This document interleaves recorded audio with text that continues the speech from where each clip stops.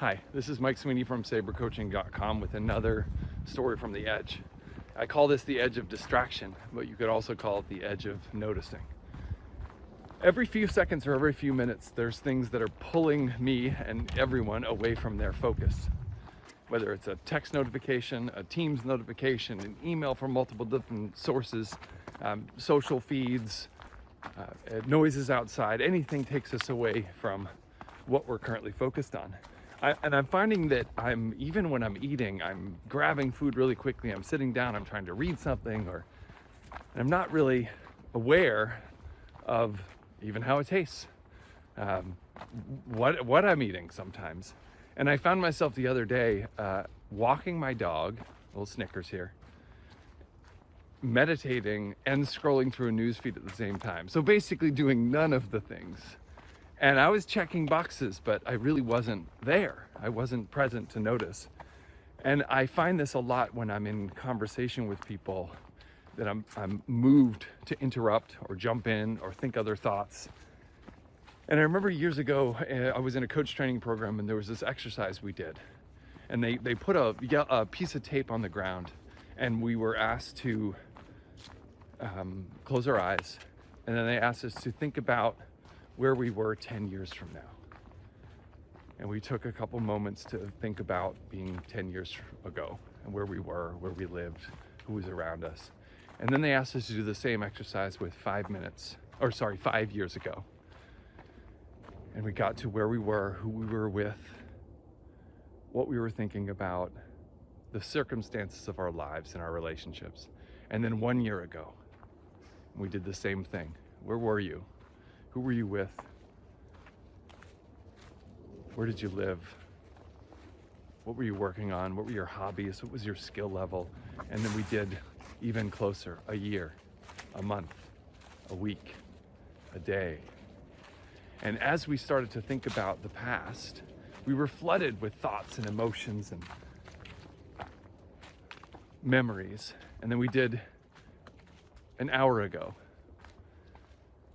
10 minutes ago, 1 minute ago, 1 second ago, and then we stopped. And then we were projecting into the future. The next part of the exercise was, let's take it one minute from now, 1 hour from now, 1 day from now, 1 week from now. Where do you think you'll be? Who do you think you'll be with? What you'll be focused on? And we got out to 1 year, 5 years, 10 years, and there was so much thinking going on. And then they brought us back and said, now we want you to just stay right here. What do you notice? What are the sounds? What are the smells? And we stayed. And after doing the exercise to pull my way back and pull my way forward, there was so much more in the moment. There was, a beautiful dog looking at me. There was the sky, the sound, my own breathing, what I'm wearing, how I'm feeling, the shoes that are uncomfortable.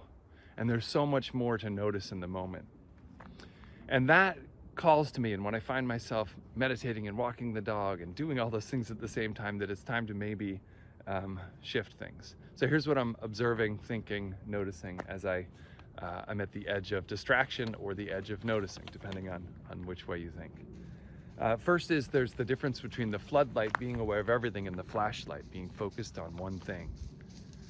And where I can direct my focus in different areas. And I got this from the book, The Peak Mind, thinking about what's the floodlight, what's the flashlight, and what am I focused on, or what am I noticing?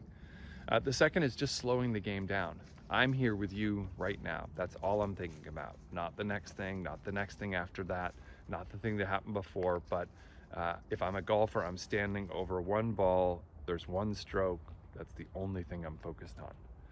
So trying to slow the game down, which is what the greats do, right? The next is just, especially when it comes to connections, if I run across people in the woods, I'm finding that when I slow things down, I'm smiling at them, I'm looking them in the eye, I'm asking the name of their dog or their breed, and we're having an interesting conversation about their lives. I'm staying with the sunsets a little bit longer, waiting until it goes down, waiting for that burst after the sunset that we know comes. I'm listening to clients more, not only their words, but beyond the words, the visible, what's coming up for them, the pauses, the inflections in their voice, anything that might be unsaid. I'm staying curious, open, and accepting. A little doggy interruption there. The other thing I have in my mind is from the neuroscience of coaching, this quote: the practice of attending to the present moment experiences and allowing any emotions and thoughts to pass without judgment, which is something I'm exploring, especially as I continue to practice meditation. And I think about, recently I was on the beach in Siesta Key, Florida. I think that was the Edge of Joy video. And I was walking with my parents, and one of my parents is very much focused on the future, what's next. Another is focused on the past, which is somehow a good compliment for the two of them. But we were walking back on the beach, and we stopped and we saw the sun just as it was starting to set. And the one who's focused on the future came to now. The one who's focused on the past came to now. And we had a great moment on the beach where we realized that